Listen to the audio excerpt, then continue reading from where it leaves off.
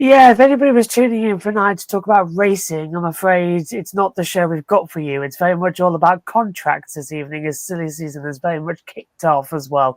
Match chosen, I think, an interesting one to miss. But Tanner, nice to have you here, my friend, and nice to have you talking first off with the big news that broke yesterday. And I got this news when I was covering a tennis match at Wimbledon, to which my eyes immediately went out on stalks because within the last year, we've been covering the driver dilemma, Trackhouse Racing, and the NASCAR Cup Series. Now, 1 year ago at this point, Trackhouse had 5 drivers under contract, and that was Ross Chastain, Daniel Suárez, Zane Smith, Shane Van Gisbergen, and Connor Zilisch. About 11 months ago, the first domino fell when Trackhouse decided to drop Smith as a development driver and start up a third Cup Series team for Shane Van Gisbergen in 2025, who was chosen for the seat over Smith.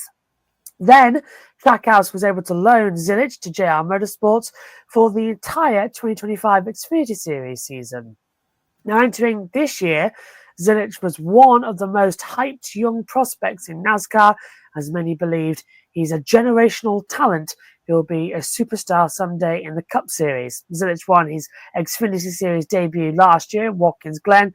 Then he's picked up a pair of wins this year at COTA and Pocono, and he's currently riding a hot streak of 5 consecutive top 5 finishes since he missed Texas due to a back injury. Now, knowing how the new charter agreement only allows teams to purchase no more than 3 charters, minus the grandfather charters for Hendrick Motorsports and Joe Gibbs Racing, one Trackhouse driver is likely to be the odd man out for the 2025 season. Now, while Zilich's upside being extremely high, and weighing the risk of losing him to a rival team if he doesn't get promoted to Cup in 2026, Trackhouse was entering the summer with some tough decisions to make.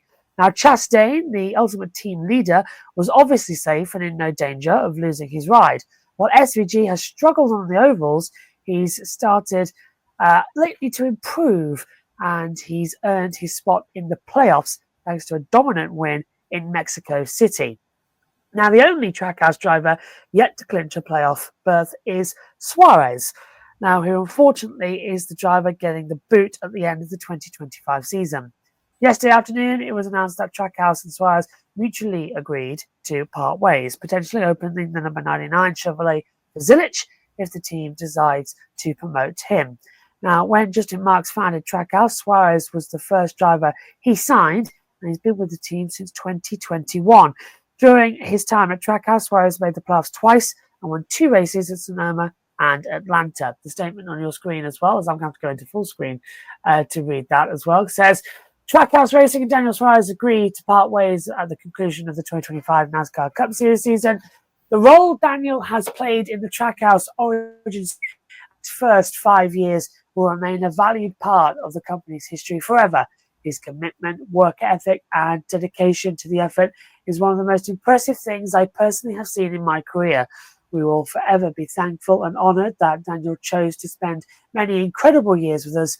We are proud of his wins, his success, the growth of his brand, and his emergence as a valuable athlete in America's greatest motorsport. But most of all, I'm proud of him as a friend. I'm truly excited to see what awaits him in the next chapter of his amazing career. We are grateful for the professionalism, effort, and heart he's brought to our organisation. That's Justin Marks. Daniel Suárez says, I've had some of the best years of my Cup Series career at Trackhouse. We had a great success as a team, and I gained some incredible friends. We took a team nobody had even heard of in 2021, and in just a couple of years, we were winning races and running up front on a weekly basis. Just like the seasons in a year, sometimes things change, and we will have mutually agreed to each go our own direction. I wish Trackhouse nothing but the best. This number 99 team will always be special to me, and like I always say, the best is ahead. Missed a chance to have a song there with the best is yet to come as well, but Tanner's with me as well. Hello, my friend. Entering this weekend's race in Chicago, he's 29th in the points. Did it almost seem inevitable that Daniel Suárez would be the driver that Trackhouse let go? And is Connor Zilisch ready to be a full-time Cup driver, assuming, of course, that he's the driver who gets the role next year? Gotcha. So let's tackle the first part of this. Suárez being the driver to be let go here. Obviously, Ross Chastain was never in threat, especially with his expansive Bush sponsorship. I think that Suárez opened himself up for vulnerability when last year he signed a 1 year extension, which did not include an extension to go into 2026. So he continued to sign 1 year deal after 1 year deal after 1 year deal. At a certain point, you kind of run out of those if you don't end up getting more than one. So um, I feel that with Suárez, I felt that he showed a lot of pace at certain points during the year. He was running top 10 at Phoenix prior to Josh Berry and Catherine Legg making contact and taking him out of the event without, any cause of his own. He was also running well at Coda earlier this year, where he unfortunately spun himself out, and then in the resulting melee took out Zilisch as well in the same accident. And I felt that if SVG also didn't get a win this year, it would open them both up to being vulnerable for that spot, especially SVG, who shares so many sponsorships with Zilisch. It almost felt like it could be one of those things where they take up too much of the same value with those companies that they wouldn't want two full-time Cup drivers in their lineup, which is what made Suárez valuable, in my opinion, as far as sponsorship is concerned. He brought a lot of his own sponsorship with Freeway. He's a Coca-Cola Racing family driver.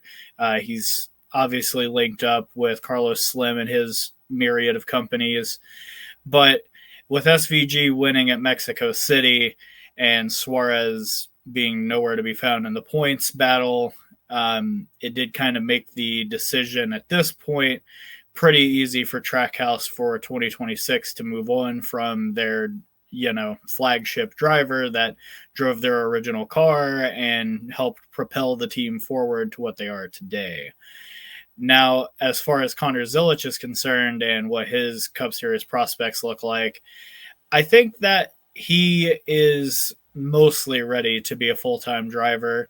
But what I worry about more so is Trackhouse Racing really ready to develop a prospect and move them up to the Cup Series and develop them from there? I feel like if he's taking over the 99 team as currently constructed, I feel like Daniel Suárez has proven when you surround him with a great team, he can do very great things. Obviously, you look back at 2022, and granted, there's some circumstantial evidence there to suggest that because they were in a Chevy during the first year of the next gen era and they were aligned with RCR, that they probably had a bit of a leg up in 2022 to allow both of their drivers to excel past what they're actually capable of. But at the same time, Daniel Suárez is a top 10 points finisher at one point in his career in the Cup Series, is a two-time race winner, an Xfinity Series champion, and clearly still has what it takes to win at this level of the sport. And it just seemed like the 99 team wasn't really able to keep up with him, especially in these last few years. And if I'm Connor Zilisch, I would be a little bit hesitant to take on that team as is. I just feel like there are so many racetracks where the 99 car is not fast for reasons outside of the driver. Like, they have never shown any speed at Bristol, for instance. Pretty much every time they go there, it seems that Suárez's car is like, the rear of it is like dribbling like a basketball going into each corner, which is not preferable and not comfortable for the driver. Something that Ross Chastain pointed out earlier this year after the Texas race, that Trackhouse Racing has struggled as a whole to provide very comfortable race cars for their drivers. So I am a little bit hesitant about Trackhouse and their ability to, raise a prospect up and get them ready for Cup. But at the same time, Connor Zilisch has shown nothing but green lights as a prospect. You put him in anything and he has gone fast in it. So I think that as far as the three Trackhouse drivers are concerned, yeah, Suárez was easily the most vulnerable. I wouldn't say it felt inevitable, but after Mexico, it certainly started to give that impression. And as far as Zilisch, I have no questions about him. My questions mostly reside with Trackhouse. Yeah, and Trackhouse also have this habit going on in MotoGP at the moment as well with their riders, and a few of them injured and replacing them with riders who arguably are not the best caliber for a team that did have a front row start last year in Argentina as well. So it's a problem, it seems, across the board. Adam's with us in the chat says, I think that Connor Zilisch goes in the number 99 in 2026, wishing Daniel Suárez the best next year. Likelihood I could see him going into Xfinity just to drop back down again after an interesting Mexico City race he had where he went back to front. Or does he get the 88 and SVG gets the 99? Would SVG work in the 99? I think that it would probably line up more that they'll just get rid of the 99 and table that number and move Zilisch up into the 87, which is what he has been driving when he makes his cup starts this year.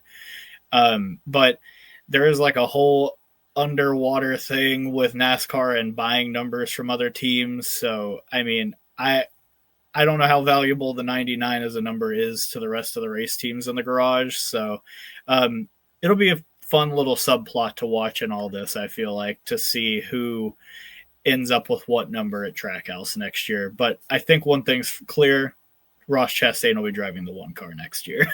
Well, there's another thing starting about this as well, with the rumours that we've been hearing with everything with Dale Earnhardt Jr.'s squad and how they ran the 8, of course, this year.